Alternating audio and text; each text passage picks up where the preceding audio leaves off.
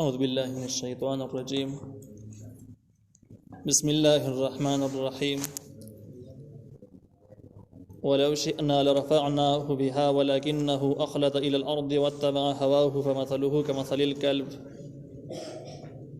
إن تحمل عليه يلحث أو تتركه يلحث ذلك مثل القوم الذين كذبوا بآياتنا فاقصص القصص لعلهم يتفكرون. سورة الأعراف 176 نمبر آیت. په دې آیات کې د بلعام بن بعوره د گمراه کېدو اسباب ذکر شوي دي او د علم اصلي مقصد ذکر شوی د علم د صد لپاره او بلعام بن بعوره په کوم ځای کې خطا شو. نو الله تعالی وی ولو شئنا که زمون خوخه وي لرفعناه نو موجد کړه وي د بلعام بن بعوره لره یعنی د مرتبه او حیثیت به موجد کړه وي بها په دې آیاتونو سره په دې آیاتونو باغ عمل کړه وي او داغه عمل په وجه باندې برده حیثیت د الله تعالی په نسبت باندې ډیر اوچت شوی وي. ولكنه اخلد الى الارض لیکن هغه قصو کو زمکه طرف اخلد معنا دا یو شی سره همیشه پاتې کېدل یو شی طرف ته مایل کېدل او قص کول یعنی د علم تقاضا دا وجدي اوچت شوی وي لیکن دا سړی د علم قدر ونه او زمکه ته قص زمکه چې کوم د ارض زمکه ته ویل کېږي د دې زمکه نه مراد هغه سيزونه دي چې هغه مال دولت او هغه اساسي دي چې کوم بلعام بن بعوره دا غي لالچ کړو لکه پیسې کورونه باغونه بنگلې دا ټول زمکه حصہ ده. نو بلعام بن بعوره په دغه لالچ کې دغه کار وکړ دا ټول به ارض کې داخل دي. د دې مطلب دا دی چې بلعام بن بعوره خطا څه کم شي خطا کو دا خبره خطا کړل چې د علم حیثیت د مال نه کمزورې وګاڼو او د علم د مال دولت حیثیت په خپل علم باندې مقدم کو چیر زما علم کار څومره لوی دی خدا به ورستو کو اول به د پیسې راجم کو د پیسې بوال نو ورسته به د علم سره ګورو. په دې سیس کې بلعام بن بعوره خطا شو او د علم قدردانی دا و چې د علم حیثیت مخې کړی وي چې کوم سیس د علم پرانا کې حرام او ناجایز و چې بس باغی عمل کړی وي دې ته نه کتل چې بس مال د دولت ته مالدار کېدل دی غریب کېدل دی هر څه چې دی خو د شریعت په مقابل کې دینو بس مسترد دی او دا منظور نه دی. نو الله تعالی وایي چې موږ زمون خو خبره د علم په وجه به د حیثیت موږ چت کړی وي لیکن د قصو کو زمکه طرف ته مال دولت ته قصو کو د علم حیثیت ونه پیژاند دغه قدر یې ورکو. په دې وجه باندې اکثر چې اگر چې په دنیا کې به علماء سو او ډېر بیکاره خلک هم موجود دي لیکن تاریخ په دې معنی گواه دی او هر څوک یې چې د دنیا ټول طبقات چې کوم دین هغه د خپل مطالبو د پار راوځي به نری لګي چې زمونږه مراعات دي سیوا شي تنخواه دي سیوا شي او بیا به ټولو کې خاص کر په پاکستان کې علما ډېر مظلوم خلک دي داغي مالی حیثیت ارچته معلوم دي خو په تاریخ کې به تاسو نه اوریدل چې علما را وتلی دی یاره مراعات غواړي سم مطالبه شته هیڅ شي چرته په تاریخ کې رسنه ده شوی ځکه هغه په دې معنی پوېږي چې د علم حیثیت ډېر مخکې دی د مال رستنه شي دی بیکاره شي دی کراشي هم ټک د کرانه شي هم نه دی راځي د علم حیثیت مخکې دی. دویم د علم قدردانی دا د بل واقع کې بورسته راشي چې د کفارو فاسقانو باطل خلکو ته بلاس نه نيسي او داغي هدیه او تخفیف هم نه قبلې ځکه د بلعام بن بعوره گمراه کېدلو سبب هم دغه جوړ شوی. نو دې ځکه کې د بلعام بن بعوره د گمراهۍ سبب تاسو معلوم کو چې د په ذهن کې د دنیا حیثیت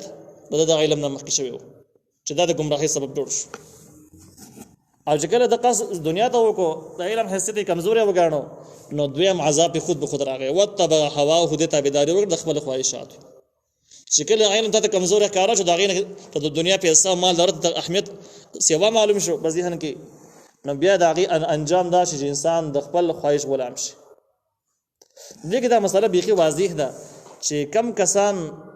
علم نه لري یا د علم قدر نه پیژني د خواهشات غلامي بیا او چې کم کس علم لري او د قدر پیژني د خپل خواهش غلامي چرته نه کوي.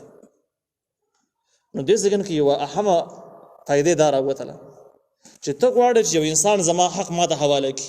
او زما د حقونو باره کې د کوتاهي ونه کړي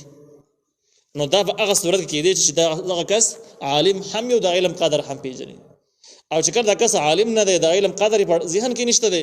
او ترې د خپل حقونو مطالبه کوي چې موږ به حقونه راکړو دسی بشو غسی بشو چیرته به هم د ارمان پوره نشي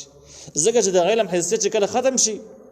علم نه یې قدر نه نو بیا انسان خود به خود د خواهش تابع کیږي او د خواهش چې څوک تابع شي هغه د چا حقونه نه پیژني بیا الله فمثله كمثل الكلب نو مثال د دې سړي چې د بلعام بن باوره دی كمثل الكلب بشان د سپي دی ان تحمل عليه يلحس کته حمله کې بده معنی هم يلحس د جبر او باسي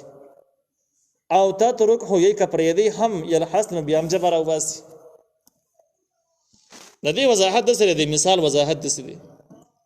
چې په دنیا کې څومره سالرون کې مخلوقات دا ټول مخلوقات سالرون کې مخلوقات د ساخلي او سادسي اخلي یعنی پاکه هوا ځان ته راخکل او ګرمه هوا کم چې زهريله هوا یې خارجول د بدس کیفیت باندې الله تعالی به د نظام جوړ کړی دی چې نه بده کې د حیوانات د مخلوقات نه مشقت برداشت کوي یعنی د به کې زور ته ضرورت شته نه به کې قصد ضرورت شته غیر اختیاري دی لګي ساو باس سره مستقیل زناور هم د سې کوي انسانان هم کوي کدا ودی هم دغه سې کوي یخي هم د سې کوي غیر اختیاري سره اخلي او دغه ساده انسان د حیواناتو د هر سالارون کې د ژوند یو بنیادی ضرورت دی نه بغیر د ژوند نشته راوړي خو الله تعالی رحم بده معنی دا د دغه ساده دومره په اسانه باندې راخل جسم مشقت هم کوي نه په خلاف د سپي باندې د سپي نظام بدل لې سپي د شي د جسار اخستل او سا خارجول په دوه صورتونو کې د مجبوره کېږي مشقت او زور او هغه د لپاره د جبر او باسي او باقي د زور لګي نو سار واخلي او سا خارج که تاسو خیال کړئ نو که د سپي د ونې لاندې پروت په کوډګۍ کې پروت زنجیر باندې تړلی نو هم جبې بار پرته راځتري د دې سپي مشکلات دا د صاحب آسان نشي غسته دا چې کله سار اخلي او سا خارجي دغه د لپاره باقي د جبر او باس رئیسل ته ضرورتي او زور لګور ته ضرورتي سپي په مشقت کې اخته دي نو دې ځکه کې د بلعام بن باوره حالات د سپي طرف ته لاړل په دې طریقه باندې مخکې موږ ویلو چې بلعام بن باوره باندې عذاب دار غلب چې جبه رازبند شول کوز زنګیدله نو د چې سار اخیستو ساري خارجه او سپي شاند کې حالات یو پاسانه من نه سار اخیستې شو نه سار خارجه ول شو نو چون کې د کار ډېر پریت وکړو نو الله تعالی مثال هم د سپي سره ورکو او ظاهري هغه ساغستل او اندازي هم د سپي سره مشابه شو الله تعالی وای د سپي د شي دی ان تحمل عليه يلحس کته حمله کې په دې معنی يلحس هم جبر او باسي کته سپي وهي وزغلي نو هم د جبر او باسي تحمل دو معنی دی یو حمله کول یو په دې معنی بوج چول سپي معنی کا بوج کې دی ام جبر او باسي کا بوج په نقدي ایسه مرته نه غلې پرې دی بیا هم جبر بار پرتای سپي د سیس دی عام مخلوقات د سې د کلا د ستړی شي د معنی درون بوج کې دی حمله په وکی نو په دې ټیم کې دا صفه مشکل رالی بیا جبر او باسي خلی وازیږي دا مشکلات دی به لري خو اصلي نه لري نو اوس په چې کوم دی دا د حمل د مشقت په ټیم کې د غیر مشقت بدوانو ټیمونو کې جبر ایسر ته مجبور دی ذالک مثل القوم الذين كذبوا بآياتنا دا مثال د هغه قوم دی چې هغه نسبت د دروغ کړل زموږ آیاتونو ته څنګه بلعام بن باوره په دې ځکه کې خطا شو او حالات سپي طرف ته لاړل دغه شان د کې د دې بلعام بن باوره مثال د هغه خلکو په شان د کې دی چې کم خلک آسماني دینی احکام ته په بد نظر باندې ګوري دروغجن غني او باغی باندې ډېر اعتراضونه کوي دا کافران هم کوي دغه نس ګیله نشته خو مسلمانان هم کوي ډېر احکام د سشته دی چې باغی باندې مسلمانان هم دروغجن غني یا دا چې باغی خلک به دي مسلمانان یې نه یا بچاته رستري دوه خبرې وي او د ډېر مسایل شته ډېر خلک دا شته چې هغه شرعي پردې قائل نه دي یو نه کوي یو پرده نه کوي یو داغه نه قائل کېدل سره د پردې قائل له خدای کوي نه دا ګناګار دي او سره سره د حکم قائل نه دي نو دا قطعا مسلمان کې دي نشي ډېر خلک د سې په اسلامي حاکمیت باندې یعنی دا عقیده دا غوی نشته چې کني قرآن دومره مقدس کتاب دی چې دا د حکومتونو کتاب دی حکمرانی کتاب دی عدالتي کتاب دی بدی په فیصله کېږي ډېر خلک دی قائل نه دي او باقاعده په دې باندې اعتراضونه کوي کله دسی وای چې کبارز کا قرآنی نظام ناپیش شي نو موت او ټینګې دي شو دا په ذهن کې دسی مضمون پروت دی چې کني قرآن دومره وحشیانه او ظالمانه نظام دی چې زمونږ د برداشت کولو قابل نه دی دسی تقریبا دسی مطلب دی کله چې تصور دی لري نو دا قطعي کافر کېدی شي، دا مسلمان نشي کېدی. ځکه دا اعتراض خود به خود په الله تعالی باندې راځي. دا نظام چاره لګل الله د قیامت پورې دی او دې هغه باره کې د څه عقیده لري چې دا بیا د برداشت کولو نه دی.